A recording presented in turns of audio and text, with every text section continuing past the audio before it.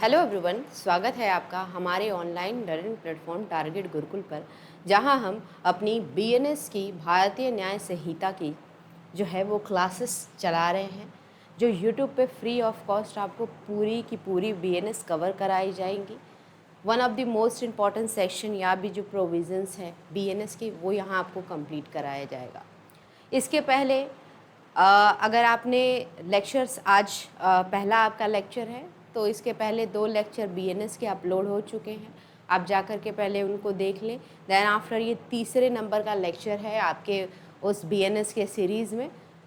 दोनों देखने के बाद अगर आप तीसरा देखेंगे ये लेक्चर तो आपको चीज़ें अच्छे से समझ में आएंगी। ठीक है, जो हमारा पिछला 2 लेक्चर था उसमें हम लोग ने डेफिनेशन पढ़ ली थी, सेक्शन 1 भी पढ़ा था, एक्सटेंट कमेंसमेंट पढ़ा था बीएनएस का।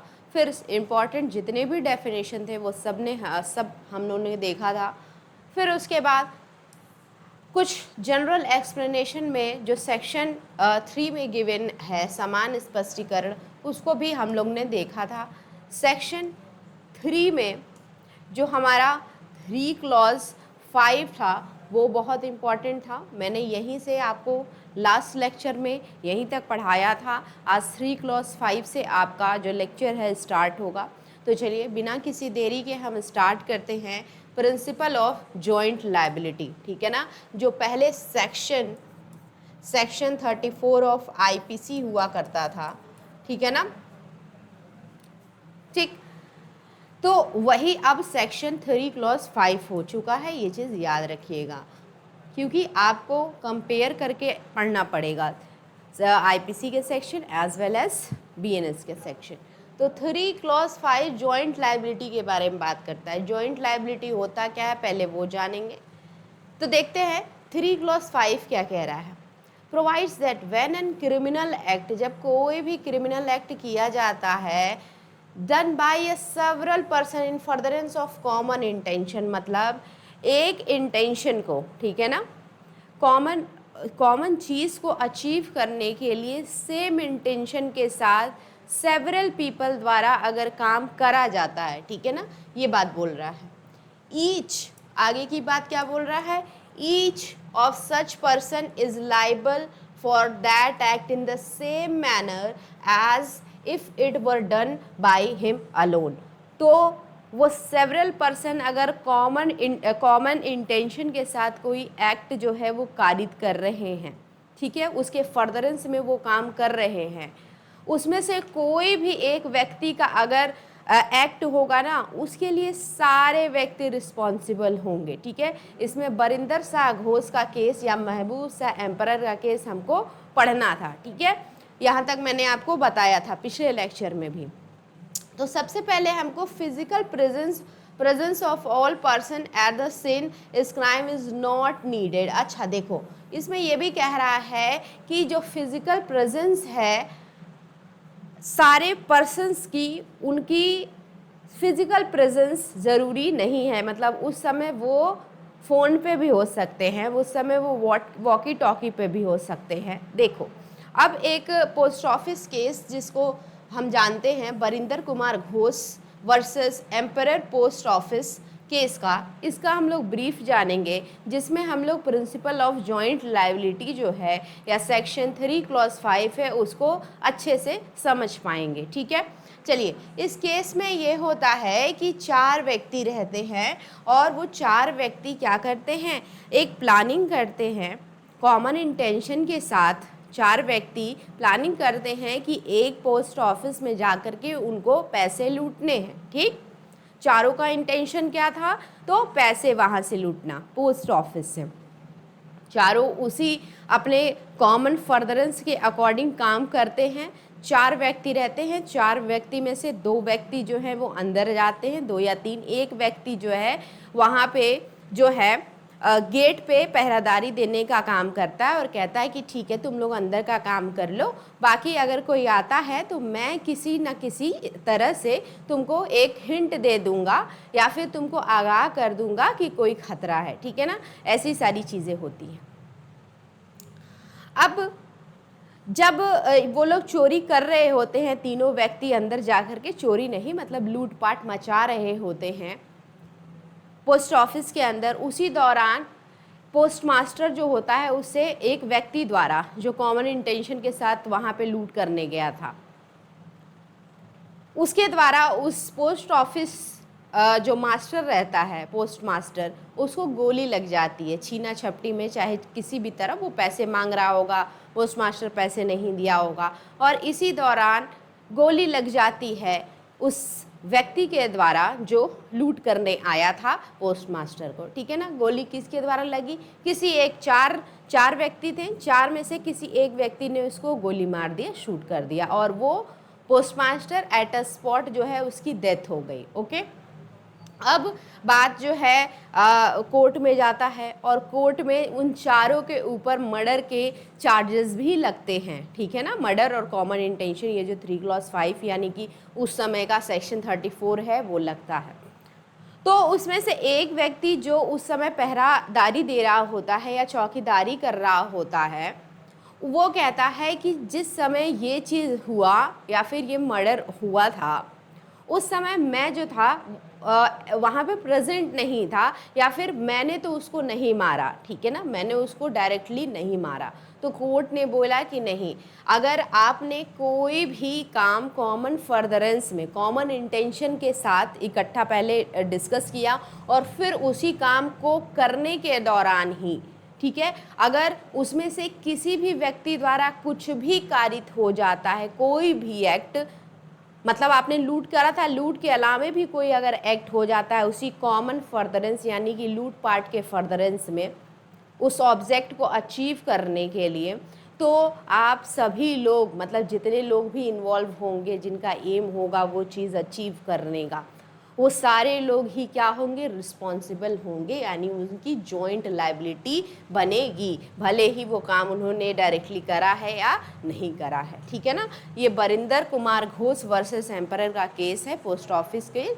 इसमें कोर्ट हेल्ड करता है that even if a person who does not do anything, but if he has common intention, he will be liable. The court said they also serves who only stand and wait, ठीक है ना। और इसमें चौकीदार क्या कर रहा था कि वेट कर रहा था ना, या आगाह करने की कोशिश कर रहा था, वेट कर रहा था वो लोग बाहर आएंगे या फिर कोई आएगा तो हम आगाह करेंगे, वो वेट ही कर रहा था। इसके बावजूद भी वो क्या होगा? जॉइंट लाइबिलिटी के अंतर्गत सेक्शन 3 क्लॉज 5 के अंतर्गत उसके ऊपर भी सेम चार्जेस लगेंगे जैसे उस पर्सन पे लगे जिसने एक्चुअल में वो मर्डर करा। तो ये जॉइंट लायबिलिटी का कॉन्सेप्ट आपको आई होप समझ में आया होगा, ठीक है ना। अब यहाँ पे देखो कॉमन इंटेंशन क्या होता है। कॉमन इंटेंशन, ये बात जो है इन महबूब शाह वर्सेस एम्परर केस, इसको इंडस रिवर केस भी कहते हैं, ठीक है, इंडस रिवर केस भी कहते हैं। इसमें कोर्ट ने हेल्ड किया that common intention implies a pre arranged plan, prior meeting of mind और prior consultation between all person constituting the group. देखो कॉमन इंटेंशन की जो बात है उसको डिफाइन करा गया, बताया गया कि कॉमन इंटेंशन है क्या, किस केस में? महबूब शाह वर्सेस एम्परर के केस में, जिसको इंडस रिवर केस भी कहते हैं। और इसमें कोर्ट के द्वारा ये बोला गया कि कॉमन इंटेंशन में प्रायर मीटिंग ऑफ माइंड होना चाहिए, या प्लान जो है वो प्री अरेंज्ड होना चाहिए, पहले से सारी चीज़ें प्लानिंग होनी चाहिए, मीटिंग ऑफ माइंड होना चाहिए, कंसल्टेशन होना चाहिए, ठीक है ना। तो ये दोनों केस आपको 3 क्लॉज 5 में देखने पड़ेंगे, ठीक है। इसमें बहुत सारे और केसेस हैं, ठीक है। Rishidev Pandey versus state of UP, ठीक है, ये भी केस है। इस केस का फैक्ट, इस केस का जजमेंट आप आराम से पढ़िएगा, आपके पास जब भी टाइम हो आप इन दोनों, ये महबूब शाह और बरिंदर कुमार घोष और Rishidev Pandey versus state of UP का केस भी पढ़िएगा। इसमें सुप्रीम कोर्ट ने हेल्ड किया common intention can develop on spot also during the course of commission of an offence. अच्छा देखो महबूब शाह एम्परर के केस में क्या बोला गया कि pre arranged meeting of mind होना चाहिए कॉमन इंटेंशन के लिए, ठीक है ना। लेकिन जो Rishidev Pandey versus state of UP का केस है, इसमें ये बोला गया कि ये एट स्पॉट जो मीटिंग ऑफ माइंड है वो एट स्पॉट भी हो सकती है, तुरंत भी हो सकती है। जिस समय क्राइम ऐसा कॉन्स्टिट्यूट होने का लग रहा है उस समय भी मीटिंग ऑफ माइंड हो सकती है ऑन स्पॉट। तो किस केस में कहा गया, इसको भी आप लोग लिख लेना। अच्छा, ये बोला है कि फिजिकल प्रेजेंस जो है, फिजिकल प्रेजेंस कॉमन इंटेंशन में ज़रूरी नहीं है। कोई थ्रू टेलीफोनिक होता है ना कि फ़ोन पे है और डायरेक्शन दे रहा है, तो वो भी क्या है, फ़ोन से कनेक्ट है, वाईफाई या वॉकी टॉकी से कनेक्ट है, तो भी कॉमन इंटेंशन में सारी चीज़ें आएंगी और उनका प्रेजेंस जो है, उनकी उपस्थिति मानी जाएगी, ठीक है ना। चलिए, ये 3 आपको केस जो है वो बता दिया गया 3 क्लॉज 5 में।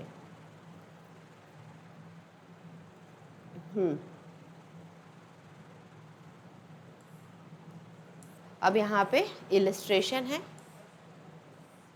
इलिस्ट्रेशन आप चाहे तो देख सकते हैं, अगर आप पढ़ेंगे तो इलिस्ट्रेशन आपको समझ में आएगा, ठीक है। चलिए, पनिशमेंट। अब पनिशमेंट क्या है, देखो भाई, चैप्टर जो 2 है, सेक्शन 4 से लेकर के 13 तक सारी बातें होती हैं पनिशमेंट की। आप जानते हो कि हमारे यहाँ पनिशमेंट की 5 थियरी है, मेनली 5 थियरी है, जिसका मेन ऑब्जेक्टिव, जिसमें से जो 5 में से जो मोस्टली जितने भी थियरी हैं उन सब का यही एम है कि कैसे चीज़ों को सुधारा जाए, कैसे लोगों को सुधारा जाए, या लोगों के सामने एग्जाम्पल सेट करा जाए कि जो करेगा उसके साथ ऐसा होगा।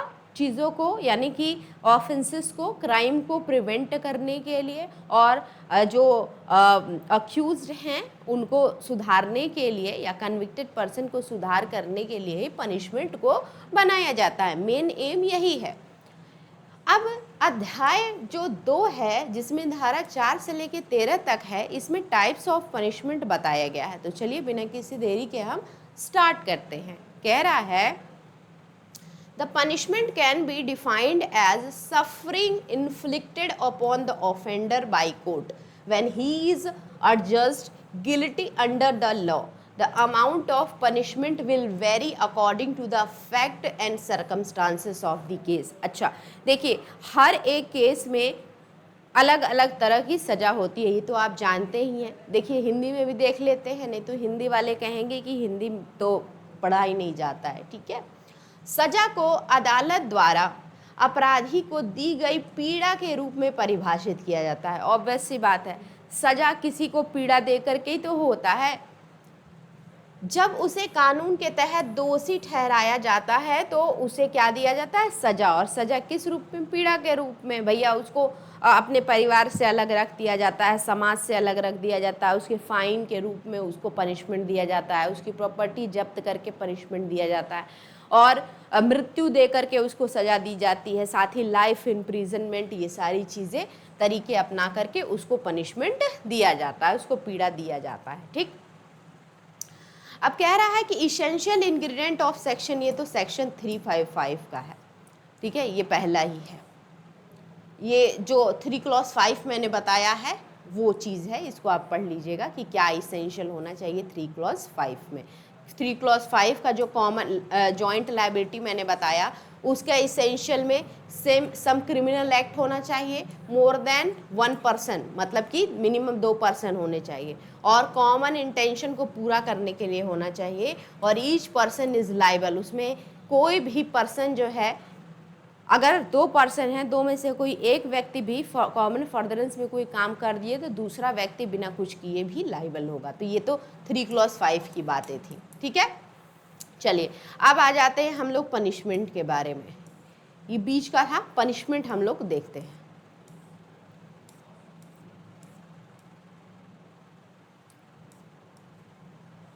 चलिए, पनिशमेंट कौन कौन सी पहले देख लीजिए। पनिशमेंट जो है, पहली आपकी मिलती है डेथ पनिशमेंट, ठीक है। दूसरी मिलती है LI, मतलब लाइफ इम्प्रिजनमेंट। तीसरा मिलता है आपको इम्प्रिजनमेंट, और इम्प्रिजनमेंट कैसा होता है? इम्प्रिजनमेंट या तो सिंपल हो सकता है, मतलब सादा कारावास हो सकता है, या तो फिर रिगोरस पनिशमेंट हो सकता है, कड़ा कारावास हो सकता है। ठीक है, फिर चौथा जो है आपका फाइन। फाइन, ठीक है। पांचवा फॉर फीचर,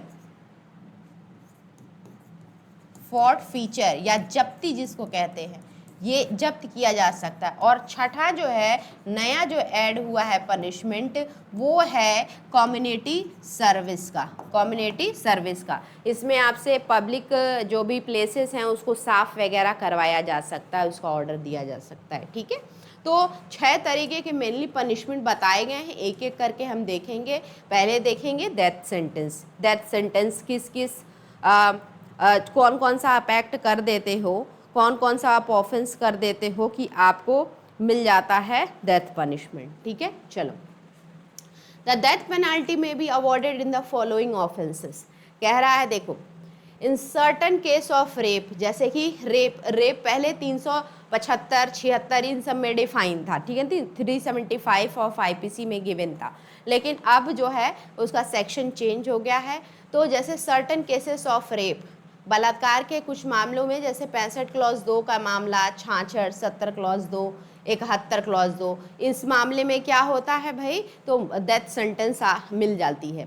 फिर दूसरा है मर्डर के केस में। मर्डर किस में है, तो बीएनएस के 103 क्लॉज 1 में, 103 क्लॉज 2 और 104 बीएनएस के सेक्शन में आपको नहीं, सॉरी, जो भी मर्डर करता है उसको क्या मिल जाती है, सजा मिल जाती है, डेथ सेंटेंस। फिर तीसरा कब मिल जाता है, तो अबेटमेंट ऑफ सुसाइड, अगर किसी बच्चे को सुसाइड करने के लिए, अगर कोई बच्चा या मानसिक रूप से अस्वस्थ व्यक्ति है, उसको आप या फिर कोई भी व्यक्ति आत्महत्या कराने के लिए या करने के लिए चढ़ाते हो, उत्साहित करते हो, तो उसके लिए भी उस व्यक्ति को जो उसको उकसा रहा है या फिर अबेट कर रहा है, चढ़ा रहा है, उस व्यक्ति को डेथ सेंटेंस मिल जाता है। 107 बीएनएस का बोलता है ये। चौथा, इन सर्कमस्टांसेस, परिस्थितियों में हत्या का प्रयास करना, मतलब अटेम्प्ट टू मर्डर के लिए भी जो 109 क्लॉज 2 में गिवन है, उसके लिए भी डेथ सेंटेंस मिल सकती है। फिर कोई टेररिस्ट एक्ट, मतलब आतंकवादी कोई भी एक्ट आप कर रहे हो, तो उसके लिए भी 113 जो है, 113 क्लॉज 2 के अकॉर्डिंग मौत की सजा या फिर डेथ सेंटेंस मिल सकता है। नेक्स्ट कब सर्कमस्टांसेस है जो मिलेगा डेथ की सजा। 6, किडनैपिंग फॉर मर्डर और रैंसम, मतलब कि अपहरण किया गया है किसके लिए, डेथ के लिए, मर्डर के लिए और फिरौती के लिए, तो उसके लिए भी डेथ सेंटेंस मिल जाता है। Next, waging war against government of India, मतलब भारत सरकार के विरुद्ध अगर कोई युद्ध छेड़ता है तो उसमें भी मृत्यु दंड का प्रावधान है। ठीक, और ये किस सेक्शन में है, वेजिंग वार अगेंस्ट गवर्नमेंट, तो सेक्शन 147। नेक्स्ट क्या कह रहा है, abetting mutiny and it's actually being committed, मतलब अगर कोई विद्रोह को बढ़ावा देता है, भड़काता है, ठीक है, विद्रोह चल रहा है, उसको या तो बढ़ा रहा है या तो भड़का रहा है या विद्रोह क्रिएट कर रहा है, जिससे देश या राज्य अच्छे से चलने में सक्षम नहीं हो पा रहा है या फिर देश में अशांति फैल रही है, तो वो व्यक्ति जो ऐसा करता है उसको मृत्यु दंड से सजा दिया जाता है, मृत्यु दंड की सजा दी जा सकती है। फिर 9वां है, कह रहा है कि झूठे साक्ष्य देना या गणना जिस पर किसी निर्दोष व्यक्ति को मौत की सजा दिलाने का इरादा हो। मान लो ये 230 क्लॉज 2 कह रहा है कि कोई इनोसेंट व्यक्ति है, लेकिन आप उसके खिलाफ कोई ऐसा सबूत क्रिएट कर रहे हो, हालांकि उसने कोई ऑफेंस उसने नहीं करा है, किसी का मर्डर नहीं करा है या फिर कोई ऐसा एक्ट नहीं करा है जो प्रोहिबिटेड बाय लॉ है, जिसके लिए उसको डेथ सेंटेंस मिलेगा, लेकिन कोई फंसाने के लिए उस व्यक्ति को गलत झूठा साक्ष्य गढ़ रहा है या दे रहा है, जिससे उस निर्दोष व्यक्ति को मृत्यु की सजा हो जा रही है या फिर डेथ सेंटेंस हो जा रहा है, तो उस झूठे गवाही देने वाले व्यक्ति को क्या मिल जाएगा, डेथ सेंटेंस मिल जाएगा। ठीक है, चलिए नेक्स्ट 10वां सर्कमस्टांस कह रहा है क्या कि in certain circumstances threatening any person to give false evidence, मतलब किसी बहुत बड़ी सर्कमस्टांसेस में, परिस्थितियों में किसी व्यक्ति को जरा धमका करके फॉल्स एविडेंस दिलाना, उसमें भी आपको मतलब जो देता है उसको मिल सकता है। 11 क्या कह रहा है, डकैती अकम्पनीड विद मर्डर, अगर कोई व्यक्ति डकैती साथ साथ में मर्डर, डकैती के साथ अगर हत्या कर देता है अंडर सेक्शन 310 क्लॉज 3, तो उसको भी क्या मिल जाता है, मृत्यु यानी कि डेथ पेनल्टी मिल जाता है। ठीक, चलिए अब यहाँ पे देखिए एक केस था, एक केस कौन सा था, Bachchan Singh versus state of Punjab 1980 का। इसमें ये बोला गया था कि सुप्रीम कोर्ट ने बोला था कि जो डेथ सेंटेंस है वो नॉट बी पास एक्सेप्ट, मतलब हर एक चीज़ में डेथ सेंटेंस पास नहीं करना चाहिए अगर रेयरेस्ट ऑफ रेयर केस है, मतलब एकदम दुर्बल मामला है, ठीक है ना, बहुत ही एक्सट्रीम केस है जिसमें डेथ का पनिशमेंट देना बहुत ज़रूरी है, उस जगह पे डेथ पनिशमेंट देना चाहिए या डेथ पेनल्टी देना चाहिए। ठीक, ये किस केस में, Bachchan Singh versus state of Punjab 1980, ये बहुत पूछता है। ठीक, अब नेक्स्ट टाइप का पनिशमेंट है इम्प्रिजनमेंट फॉर लाइफ, मतलब आजीवन कारावास। इसमें क्या होता है, तो देखो भाई, Gopal Vinayak Godse versus state AIR 1961 में क्या बोला गया, it was observe that supreme court that life imprisonment in imprisonment that continues till the life of the convict and nothing less।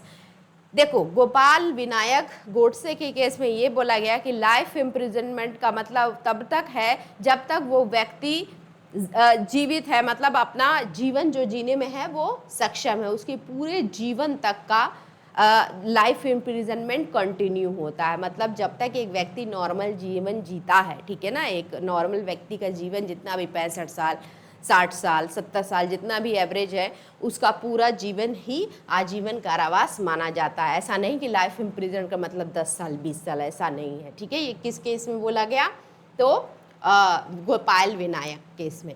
फिर उसके बाद Mohammad Munna versus union of India 2005 के केस में क्या बोला गया, supreme court held that imprisonment for life means rigorous imprisonment for life. Munna के case में बोला गया कि जिसको भी आजीवन कारावास होता है इसका मतलब कि उसको कड़ा कारावास होगा, रिगरस इम्प्रिजनमेंट लाइफ होगा, ठीक है ना, उसका पूरा जो लाइफ इम्प्रिजनमेंट होगा वो कड़ी सजा के साथ होगा। ओके, चलिए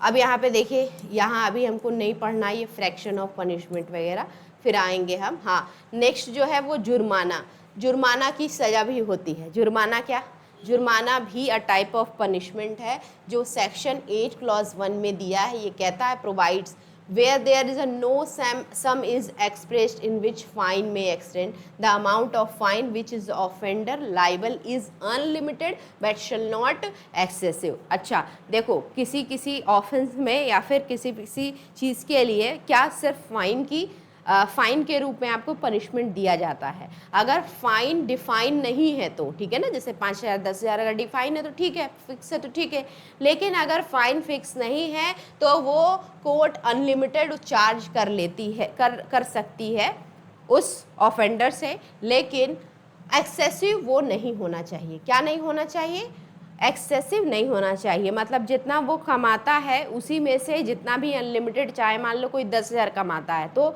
अनलिमिटेड कितना ले सकते हैं, 5,000 7,000 8,000, मैक्सिमम 10,000, लेकिन 10,000 से ज़्यादा क्या ले सकते हैं, नहीं ले सकते।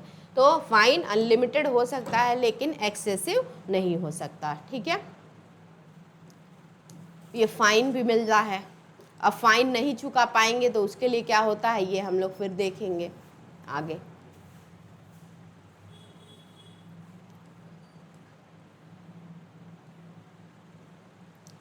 सॉलिडेटरी कन्फाइनमेंट, एकांत कारावास।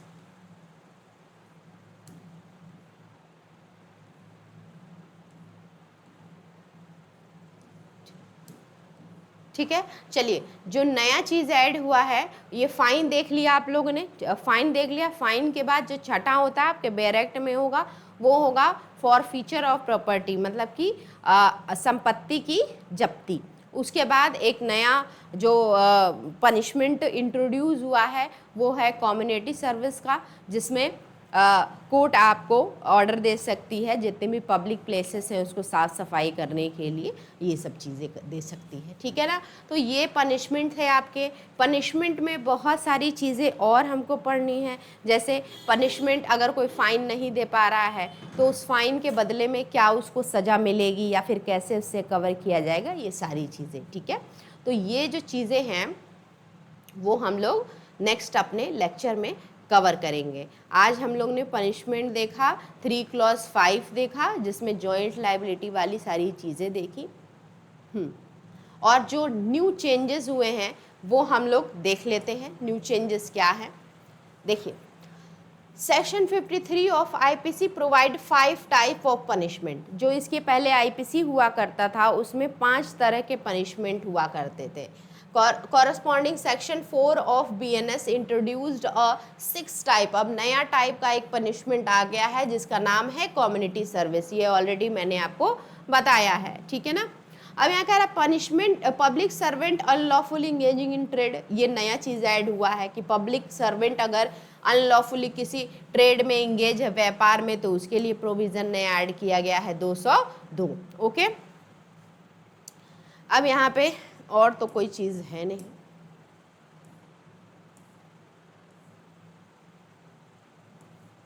ठीक।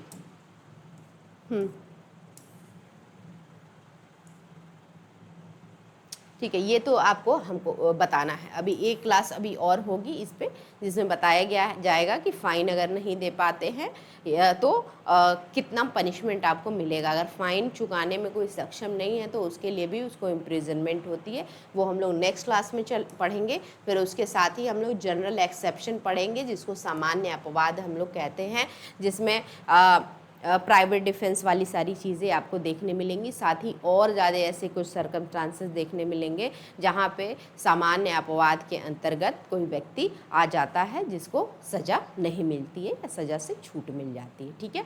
तो आज के लिए इतना ही। आई होप ये आपको समझ में आया होगा। बेयर एक्ट के साथ आप इसको पढ़िए, इंपॉर्टेंट सेक्शंस को याद कीजिए और आईपीसी के जो भी सेक्शंस हैं उसको भी नोट डाउन करते जाइए। ये आपके लिए हेल्पफुल होगा, ठीक है। मिलते हैं नेक्स्ट क्लास में, तब तक के लिए धन्यवाद।